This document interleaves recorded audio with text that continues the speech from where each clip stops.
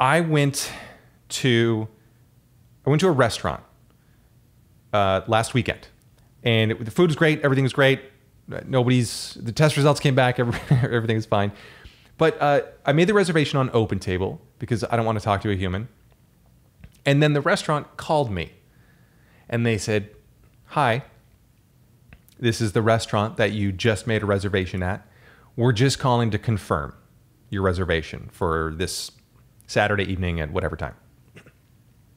Why do they do that? I just made the reservation. I have the ability to update it on OpenTable. Maybe just assume until you hear from me that we're good. Do they have that big of a problem with other people just not showing up? In which case, okay, that's a legitimate point. Maybe if people are just making reservations all over the place willy-nilly, then the restaurant could maybe flag that user in OpenTable, or at least tell OpenTable, hey, this guy is kind of a schmuck. He welched on his reservation. Just wanted to let you know. Maybe red flag him. But OpenTable does have a nice feature where they don't let you make reservations within, I think, 2 hours of another reservation.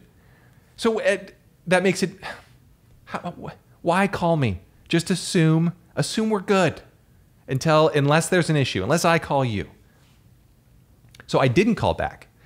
And I've never done... This is not just this one restaurant, by the way. A lot of restaurants do this, and I've rarely called back. Sometimes, just if it's a really nice restaurant, I don't want to lose the reservation out of fear that they might cancel it or something, I will call. But that's happened once. Every other time I just don't call, and no problems have ever happened. They've never looked at me when I checked in oh, you're the guy who didn't call in. Let's give him the table in the back. Actually, I would like the table in the back. Yeah, that's... And I never call back, no problems. Actually, and then OpenTable also sent me an email. Hey, we're just emailing you to confirm. Are you sure you want this reservation? You mean the reservation I just made a few minutes ago? The one where I said, hey, I wanted a reservation at this restaurant for this many people at this time? Yeah, I'll keep that one. Thanks. But, look, this is the state of things now. I have to invent reasons to get angry. All things considered, this is not the end of the world. I understand that. But that's what this show's all about. I have to invent things to get mad about. I don't like also when they try to sell you on window seats. Does this ever happen? You check in and the hostess or host is like, well, may we introduce, or I'm just going to go ahead and back that one up because I had this whole idea in my head and it didn't work. We're going to try it again. If you ever checked in and the host or hostess is like, oh, is your whole party here? Yes. Would you like a window seat? Why? So I can get a view of the parking lot? I was just there. I came from there. I can see my car out there.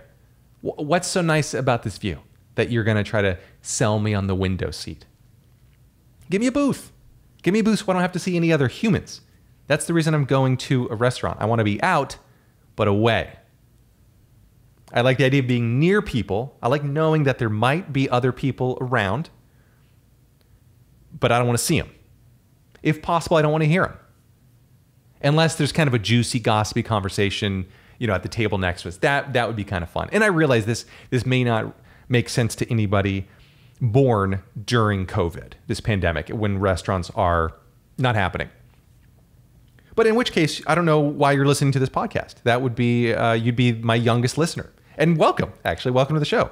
I don't know how you're understanding any words I'm saying, but I appreciate that you're a supporter. But yeah, the window seat thing always kind of bugs me. I mean, if we're looking over a city or if we're on top of the Space Needle where every seat is pretty much a window seat, almost every seat, great, yeah. Sell me all the way.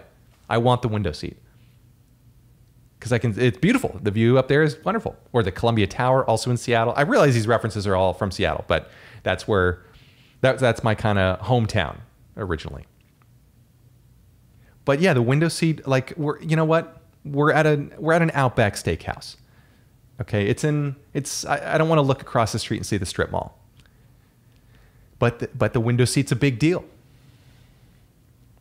What about you guys? What do you prefer, the window seat, the booth? Email me at potpodcast@gmail.com. Let me know your thoughts. POAT podcast, potpodcast@gmail.com.